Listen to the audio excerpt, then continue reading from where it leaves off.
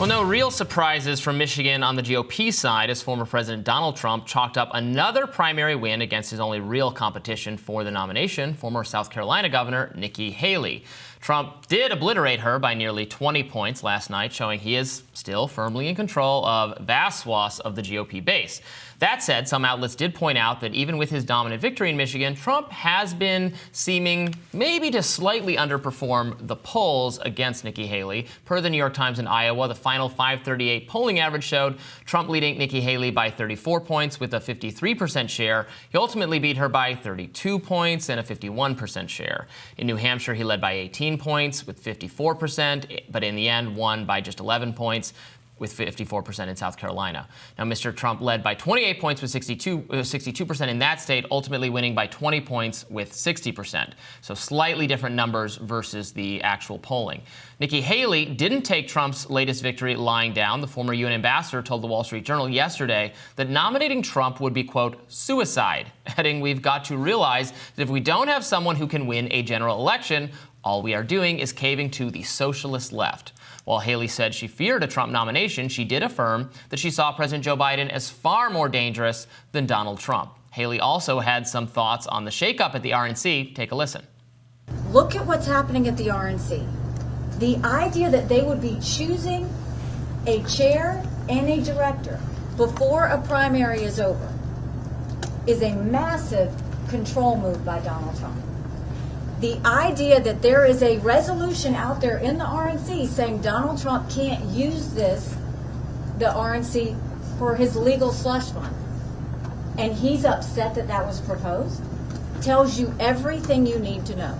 The idea that those now moving into the RNC are saying the RNC is only going to be about Donald Trump, you can hang up House, you can hang up Senate, and the rest of the ticket.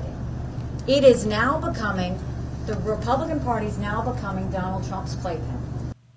Meanwhile, an update on the former president's legal troubles. A former attorney to Nathan Wade took the stand Tuesday in the Fulton County election interference case, where he told the court several times he could not recall specific information regarding District Attorney Fani Willis and Nathan Wade's relationship. Both are prosecutors in the litigation against Donald Trump.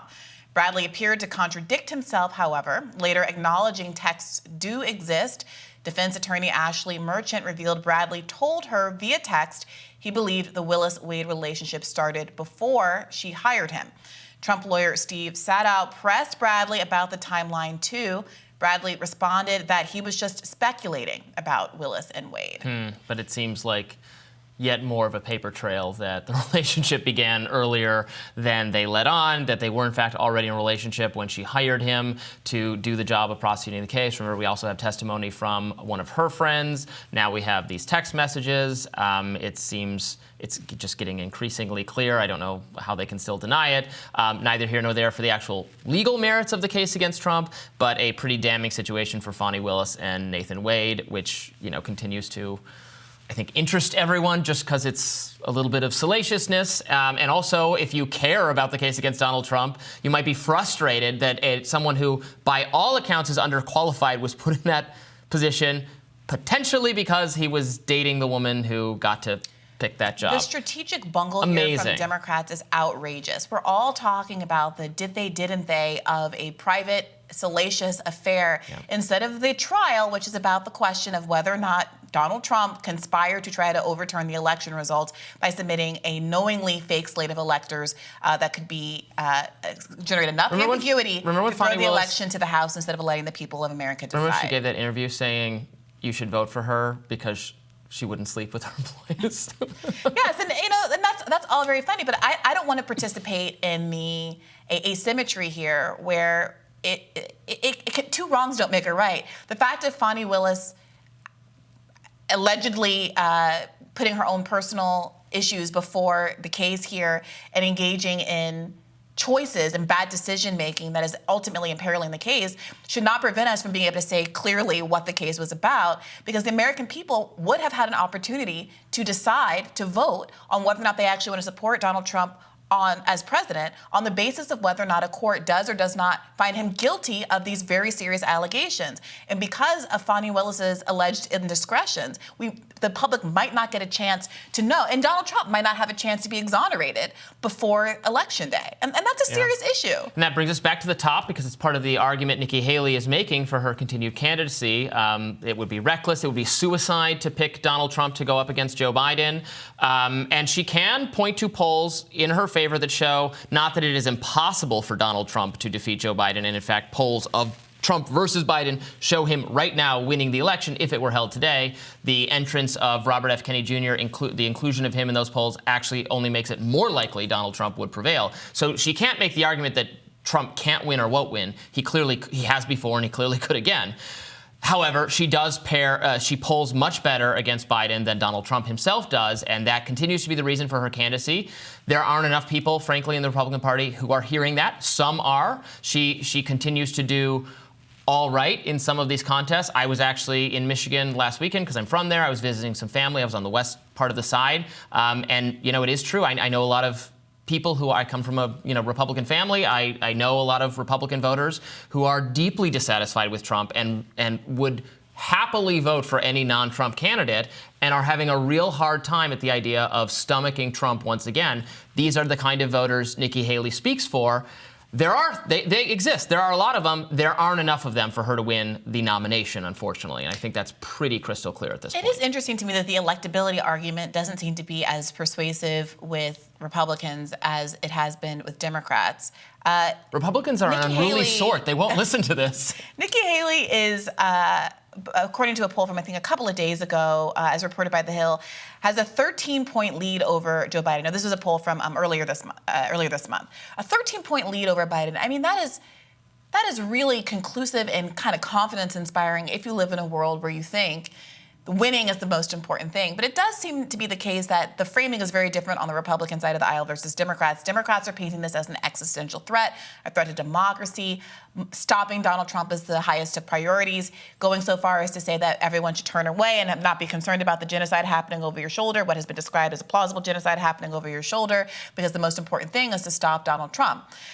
Republicans have a different sort of thinking here, and I do wonder if the possibility of Trump losing ever enters into the conversation as to whether or not people should be paying more attention to Haley. Donald Trump vowed that if you backed him, you'd get tired of winning.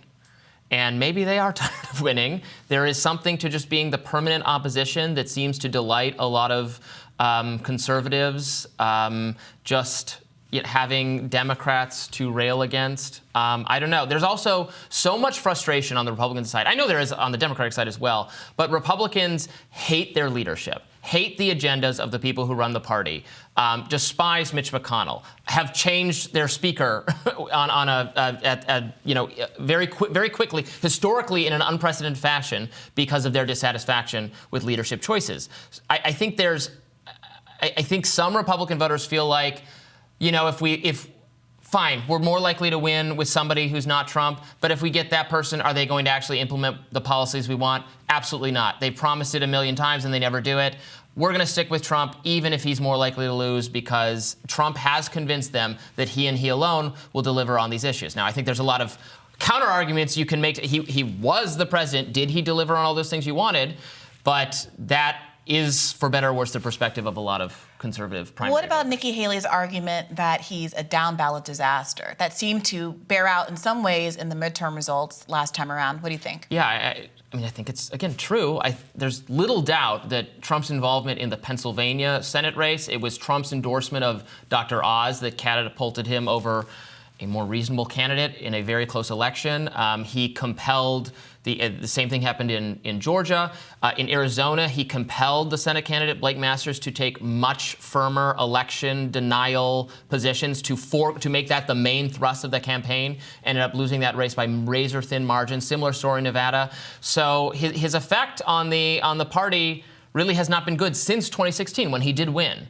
But this argument has just not proved persuasive at all to enough Republicans. Did you see any political ads when you were in Michigan from Haley or Trump? I got texts from Haley every 5 seconds. And were these the kind of arguments that she was making? Yes, absolutely. That's the argument she's making. And you can't say it's going nowhere. It's just not going enough to get her the nomination. Yeah. I am seeing how many people have unsuccessfully challenged Trump and have done so much worse than Nikki Haley. There is a part of me that is interested in how successful she has been. But of course, you're right. She's nowhere near where she needs to be. Stick around. We'll continue giving you all the news you need to know right after this.